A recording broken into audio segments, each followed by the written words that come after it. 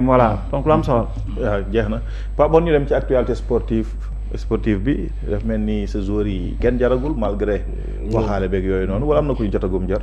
gaa ngi jar baara gaa ngi jar bu baax a baax am ñoo xam ne tamit dañuy confirmer si li nga xam ne moom mooy njar bi ak avec la collaboration de PEN ñu commencé mercato des Lions alors mercato des Lions bi nag ñu commencé ko tey ak li nga xam ne mooy nouvelle bi ñu dab à 13h mooy la signature d'un contrat de 5 ans du jeune prodige sénégalais bu tudd Bara Sapoko Ndiaye fële si Bayern de Munich. Bara Sapoko Ndiaye signé na un contrat de 5 ans au niveau du Bayern de Munich. Bara daaw bi muy football Bayern am stagiaire la woon. parce que Bara Sapoko Ndiaye bi muy signé moom ak ki nga xam ne mooy ñoom sa compagnie dañ ko gisoon ci benn match d'entraînement buñ daje woon léegi nag mat gars yi ñu dem jël ko ñëw indi ko foofu di ko testé tey la signé un contrat de 5 ans leen fàttali ne Bara Sapoko Ndiaye Sénégal gii la jógee doon football benn équipe division régionale bu tudd Mbaaxaan bu Thiès bi mu jógee Mbaaxaan bu Thiès la dem jouer ji lañ ko repéré après mu dem jouer ji Sénégal Elite Foot mu nekk club bu nekk Ziguinchor boo xam ne Seydou Sané moom moo ko mooy président bi alors Sénégal Elite Foot day liggéey ak ki nga xam ne mooy Gaminos bi mel ni ñu ne la Génération Foot Metz Gaminos benn club la boo xam ne mën nañu wax succursale Bayern de Munich la alors bi mu demee Gaminos nag dem ay tournées européennes si la Bara Sapoko Ndiaye demee intégré fii di Bayern de Munich en tout cas on lui souhaite bon vent te il peut faire des choses incroyables parce que boo xoolee si match pré-saison yi ni ko Vincent Kompany doon utiliser moom da nga xam ne booy bi talent la piston la ko joué ko latéral joué ko excentré te Bara man gis naa Toni Kroos si moom de. non daanaan la. c'est un très bon joueur. gis naa Toni Kroos si Bara Sapoko Ndiaye daal en tout cas. maa nekk ci yaramam. quoi jeex na yow moom.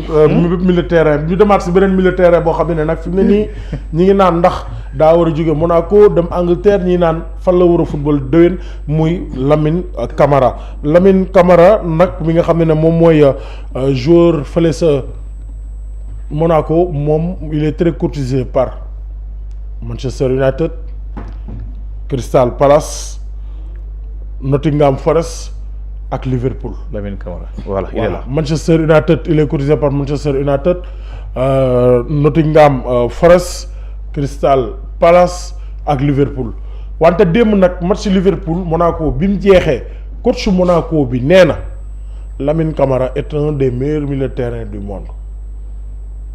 Beaucoup de coachs rêvent de l'avoir, mais s'il reste cette année à Monaco il aura un rôle clé dans mon projet de jeu loolu coach Monaco bi wax ndax loolu nag day peser sur la balance pour Lamine Camara toog Monaco en tout cas mag yu bëri nee nañ Lamine buñ posé woon question moom ne ndax Lamine daa war a dem Monaco daaw bi saison bi jeexee dañ naan waaw wante ak coupe du monde bii mu jugee Lamine a besoin de se réinventer buñ sañoon na toog Monaco loolu la ñu bëri wax. man de bu ma sañoon mu dem Angleterre.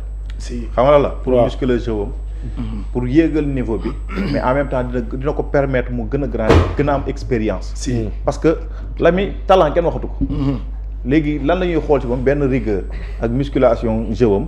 parce que c'est un militaire boo xam ne lépp lu ñuy xool mi ngi ci moom mais man je pense que loolu rek mooy li ko manqué. oui Angleterre moo baax sax. man mii sax moom laa gis quoi. parce que façon jeu bi muy jeu sax des fois Lamine dafa xam benn agressivité ak boxe boo xamante ni. bu demee Angleterre man gëm naa ni waaw man moom. mais du doon Nottingham. Nottingham Forest de jeu waaw. non man Liverpool laa koy gis de. ah dàquñu ko football il fait pas des meilleurs joueurs du monde.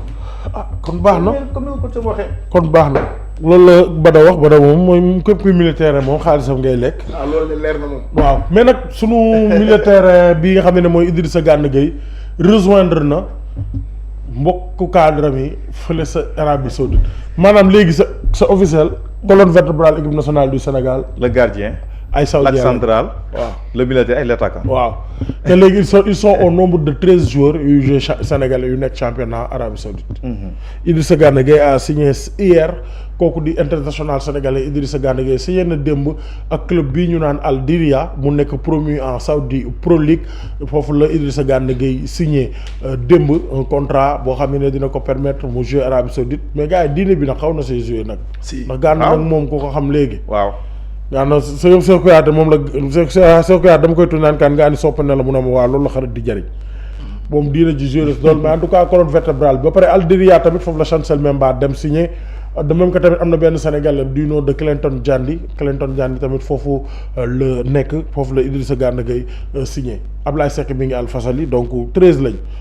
waaw beneen doomu. mais Gana foofu baax na si moom trop. baax na waaw. non baax Gana dina jee xaalis gi baax na si. baax na si loolu. alors beneen doomu Sénégal boo xam ne tamit il est très très courtisé muy Krépin Diatta libre de tout contrat Krépin Diatta gi Ngaparou gii di entraîner comme bu baax a baax di toog di déglu offre yi di ko étudier bu baax a baax. en tout cas Krépin Diatta est très courtisé en Angleterre avec le club Everton ak Ipswich mais aussi ki nga xam ne moom mooy Schalke 04 courtisé na ko de même que l'Olympique de Marseille mais démb tamit Paris FC ak ki nga xam ne mooy Olympique Lyonnais ñëw wane nañ seen intérêt si ñancoo boobu di Krépin Diatta mi nga xam ne c'était un 10 de formation bi muy nekk Oslo reconverti en excentré droit sous l'ère Aliou Cissé ba terminer latéral droit cela montre que Krépin Diatta peut jouer dans tous les postes et il a une palette technique. Vraiment moom mooy li may wax rek bu mu xaar parce que dafa libre de tout contrat. Et loolu arrivé na suñu benn joueur si on se rappelle bien de Saliou Ciss li ko arrivé après la Coupe d'Afrique bi nga xam ne tojoon na ko nekk meilleur latéral du tournoi ñëpp na il est bon mais finalement mu yéewuloon am club boo xool actuellement da ko topp donc je pense que ne Krépin parmi ces clubs bu ko ci kii war na mën a signer daal dem benn yoon bari dëgg la bañ a toog lu yàgg. man moom gis naa loolu quoi bañ a toog lu yàgg parce quoi que nii moom si ay guddeem la nekk quoi. waaw kay surtout na ravager rek. waaw mu jeex quoi parce que y a des moments da siy toll quoi. waaw comme Saliou ni mu ci tolloo woon war na am club amul club je pense que Krépin noonu la ci tolloo te na signé na gëm signé fu gën a njëkk a ñëw rek man bu ma doon moom bu sérieux wee na dem signé quoi Pape Oumar Keita. waaw loolu daal la gis loolu la gars yëpp wax en tout cas ki nga xam ne mooy Krépin daal il est très courtisé beneen doomu Sénégal boo xam ne une valeur sûre la ñu bëri ñu ngi ko doon xaar pour mu dem jouer ji dans un top club ils étaient dans les petits papiers du Barça. mais à la grande surprise dafa signé fee nga xam ne moom mooy Al Ittihad dans le championnat Arabie Saoudite je veux parler du capitaine de l'équipe nationale U23 capitaine de l'équipe nationale U20 Dion Lopy signé na Al Ittihad un contrat de 2 ans foofu sa Arabie Saoudite à la grande surprise parce que nee nañ 24 ans la am dafa waroon ut beneen club pour gën a performer wu mais moom Al Ittihad la dem rejoindre parce que day remplacer ki nga xam ne moom mooy Fabinho moom lañ ko moo tax ñu jënd ko Al Ittihad foofu la dem ba commencé naa entraîner Dion Lopy signé na Al Ittihad ñu ngi koy ñaanal saison bu baax a baax. teel na dem nag de. waaw lu tax teel na dem. teel na dem foofu 24 ans si 24 ans mënoon na xaaral ba ci kanam. 24 ans sur 13 daal bon choix am la mais. xaalis bi bëri. waaw xaalis bi bëri mais bon man daal bon peut-être boo ko ñuy gis-gis. si je le voyais mu gën a jouer en Espagne en Angleterre parce que lépp am na quoi. oui il est technique il est costaud mais bon yàlla na ko yàlla defal jàmm fa mu dem. barama sa joueur yi. foofu la ñuy daanelee sax tëjee li nga xam ne moom mooy waxtaan si partie mercato des Lions. Ablaye Faye certes dem na Celta Vigo mais nañuy kët boobu ba beneen yoon ñu taxaw si poñ Ablaye Faye mii Celta Vigo la nekk moom jàmbaar du doon football. jóge jàmbaar am progression bu baax joué championnat Sénégal jóge jàmbaar bi mu jógee jàmbaar mu dem équipe bu D2 Suède Bayern Leverkusen gis ko fa jënd ko al ko Lorient mu toj Lorient deuxième partie saison delluwaat Bayern et instant yii nii Bayern Leverkusen sécurisé na ko ba al ko Celta Vigo. Ablaye Faye nekkoon équipe nationale U17 ñu ngi koy ñaanal une très belle progression. Baara loolu lañ fi am si mercato des Lions. mais balaa ngaa poser question ñu ñëw nag si waxtaan bi dans le proprement dit.